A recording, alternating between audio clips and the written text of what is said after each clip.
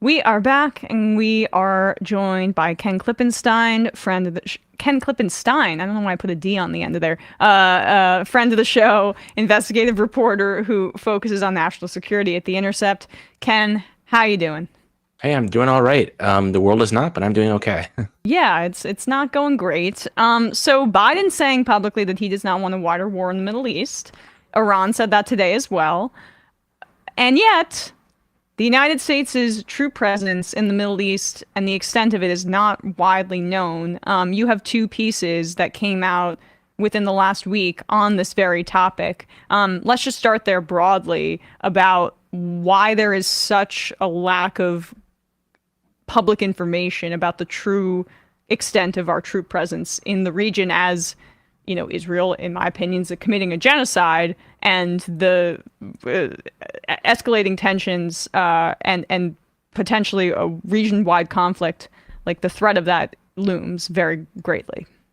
Yeah, Israel's conduct and its relative unpopularity internationally is directly connected to the lack of transparency and disclosure around the presence of U.S. troops. So to take a country like Jordan, just to give you an example, where 3 U.S. service members were killed on Sunday by a drone attack from Iran-affiliated militias, or Iran-backed militias, I should say. The reason a lot of people responded to that saying, wait, we have troops in Jordan? Now, national security reporters like myself, people in the military, it's an open secret that we have troops in Jordan. It's pretty well understood. Now, why don't ordinary people know it? Because the government doesn't advertise it very much. They don't like to acknowledge it. The reason for that is host nation sensitivities. The Jordanians don't like that the U.S. is present because they don't like the conduct of Israel. They don't like the U.S. support for it. Jordan is, home to millions of Palestinian citizens and refugees. And so for that reason, they don't talk about the size of the U.S. presence. In fact, they try to keep the bases to a certain size so that there's not a big enough footprint that people notice it. And that's just one country. U.S. troops are in virtually every country in the Middle East, with the exception, I think, of Iran and Lebanon. And the government doesn't talk about it. And so when we, the public, find out about it, unfortunately, is when they're killed. And then that's when people find out about the nature of our foreign policy. So I think you get to a really important point here where the White House, the Biden administration, keeps messaging, we don't want a regional war. But if you look at its actions, strikes on Houthi targets in Yemen, no sign of a reduced support for Israel amid its war that obviously Iran has and the rest of the region have a stake in, the actions don't seem to match the rhetoric. Yeah, I mean, it's the arrogance really of the United States and the fact that, we feel quite entitled to have a true presence in the region, that we would not in any way abide if there were Iranian troops, say in Mexico or something to that effect, or in Cuba or right off the coast of the country. Like, that would be such a provocation, or considered such a provocation by our government, that we would probably go to war over that. I mean, but it's just implied that the United States should be stationed in these countries and have this kind of omnipresent military force in the region. Like, what is, for example, the Jordanian king and other leaders that rule over these nations? What's their position on U.S. military presence in the country? I mean, has it, like, for Sisi is one of the top recipients of military aid, of U.S. foreign aid, like in Egypt, right? And so that seems like a little bit of a quid pro quo relationship. Exactly. But what's it like in other countries in the region? Yeah, these regimes are kind of two-faced because they have to message to their public, we don't like the Americans, we don't like the Americans, we don't like the Americans. While on the other hand, taking huge amounts of our military aid in order to stay in power within their countries, because let's remember, these are very authoritarian regimes. In the case of Jordan, their leadership very harshly criticizing the U.S. support for the Israel-Hamas war, while at the same time hosting the troops, hosting F-16s, F-15s that we surged to the region after the October 7th attack, while at the same time telling his public, oh, I actually don't like the Americans, what they're doing is really bad, so on and so forth. So there's kind of a disjunct between their rhetoric and their conduct, and the U.S. government goes to great lengths to be able to conceal the nature of that contradiction and to keep as quiet as possible.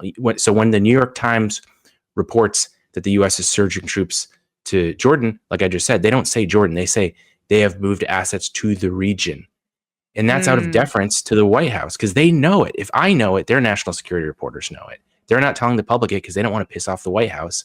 And the consequence of that is the public doesn't know basic facts about what our foreign policy is. And they probably didn't know. Why were there troops in Jordan anyway, right? Who were able to be killed, 3 U.S. soldiers killed by a drone strike, which is prompting the White House responding in some kind of way to Iran. The Washington PR line is, oh, they're there at the invitation of the governments. But again, these are authoritarian regimes. The public's attitude and what they want is not generally heeded by their leadership unless it's completely overwhelming people on the streets. So it doesn't mean much to say that some dictator said, okay, yeah, the U.S. can come here if you give me weapons. That's not the same as if, Norway hosts U.S. troops because they have a democracy. So it's just different.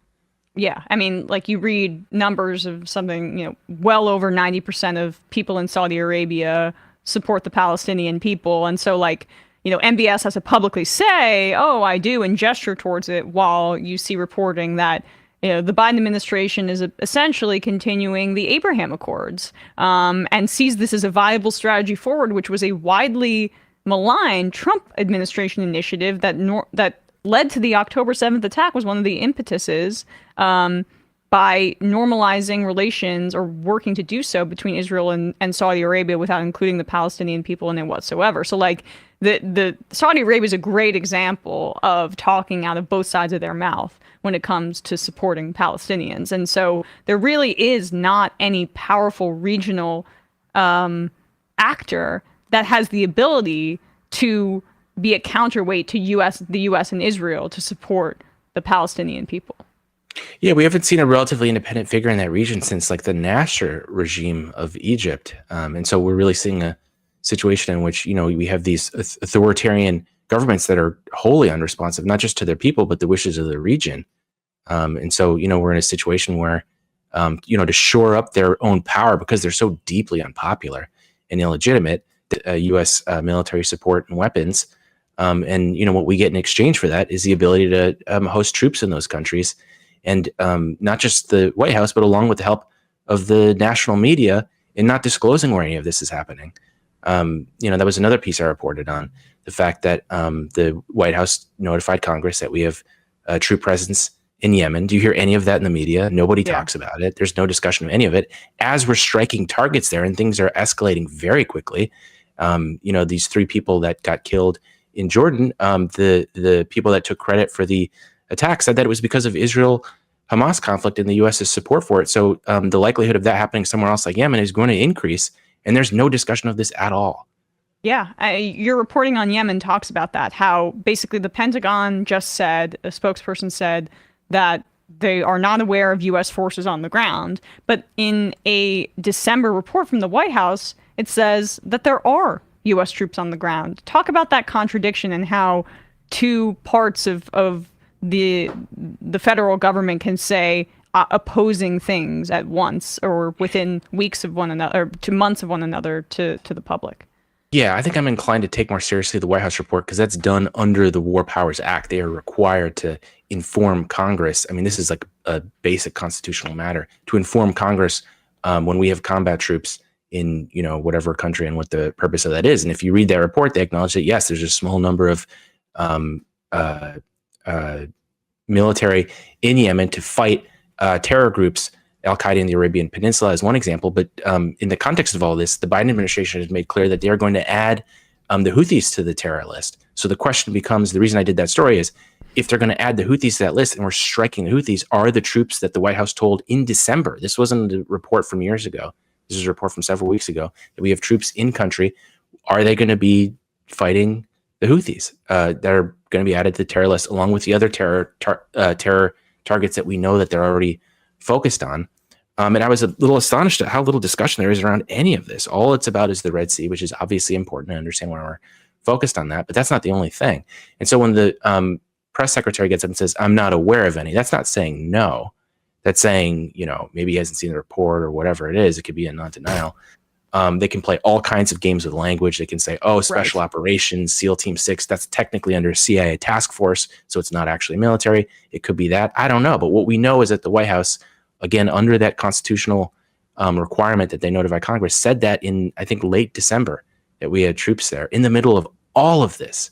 I can hardly find any discussion of it. What is their role now? Has that changed since the Israel-Hamas war? Yeah, and the United States has conducted a good amount of strikes on Houthi targets over the past month. This is over the Houthis and the Houthis who now basically control the north of Yemen, striking these and blockading commercial ships going through the Red Sea in support of the Palestinian people. And they've been explicit that if there's a ceasefire, the attacks will stop. They mostly halted during the initial humanitarian pause. But it is, I think striking to me how they've been quite explicit about why they're doing this. And yet the way the Western press reports on the Houthis in this way, it's as if they're irrational terrorists, and yet the United States is the rational actor. Arab people in the region don't have the luxury of being portrayed as rational. It really shows how absurd the White House line, too, that this is all contained to Israel, Gaza. It hasn't spread beyond the Israeli territory. It's just ridiculous. I mean, so again, I just mentioned the 3 U.S. troops that were killed. The people that claim credit for it said it was about Israel Hamas. So that's one example. Another example is the strikes by the Houthis on ships. The Red Sea is a corridor through which huge amounts of international commerce passes. So that's really important. That's another example. And then another example is just all of the different strikes that haven't yet killed people, but have resulted in traumatic brain injuries, and other injuries. I mean, these are hundreds of troops that have been affected by this just since the October 7th attack by Hamas on Israel. So there's all kinds of examples of ways connected to that the Israel-Hamas war has spread beyond Israel's borders. And the White House's response is to stick their fingers in their ears and say it's not happening. And it's completely absurd that people go along with it. The other piece of reporting that you uncovered is that you obtained documentation showing, it was from the Air Force, showing that there are military orders to be on standby to deploy support troops if the United States chooses to use ground troops to support Israel. That is a direct contradiction to the public statements made by Biden. What is some of what you found on this? Yeah, so the White House National Security spokesman, John Kirby, very early on in the conflict made clear, whatever we do, there's no boots on the ground. Now, within a few days of that, there was a picture of Joe Biden posing with some special operations troops that the White House posted on Instagram, and they immediately had to take it down because special operations troops, that's the really secret squirrel guys that you're supposed to, hide their identities. And so within a couple of days of that, I think it became hard to hide that the U.S. had spec ops in Israel. And so the New York Times came out with a report talking about the commando presence that we had in the country. And since then, we've seen evidence of U.S. drones flying over Gaza. And certainly we've sent, I think, troops in the thousands surged, again, the way the New York Times reports it, to the region. I don't think that they were necessarily sent to Israel, but I think it's clear that some were sent to neighboring countries like Jordan for such an eventuality that the U.S. would have to not just support the conflict, but as this document suggests, maybe even do something on the ground. And so that none of that is to say that the admin has done that or is going to do that, but you don't prepare for things like that unless you think there's some chance, no matter how remote. And yeah, that flies in the face of what the admin has promised, which is no boots on the ground. Period. It's a scary moment. I can keep up your great reporting on this and keep figuring out what the government's actually doing as they lie to our faces publicly about it. I'm very much appreciated. Ken Klippenstein, you can read his reporting over at the Intercept. Let us know what else you have coming down the pike, Ken, because I'm sure there's going to be a lot of news for you to cover from a national security perspective in the coming months. Like I told you off camera, one of these days I'll have good news for you all, just not now. I mean, do not provide promises that you cannot keep, Ken. That is not kind. I'll stick my fingers in my ear and say, nope, I did good news. What do you want from me? Yeah, exactly. Appreciate your time today. Thanks so much. And we will put a link. Yeah, great to catch up, and we'll put a link to your stories wherever people are listening and watching this in the description. Thanks, Emma. All right, thanks, Ken.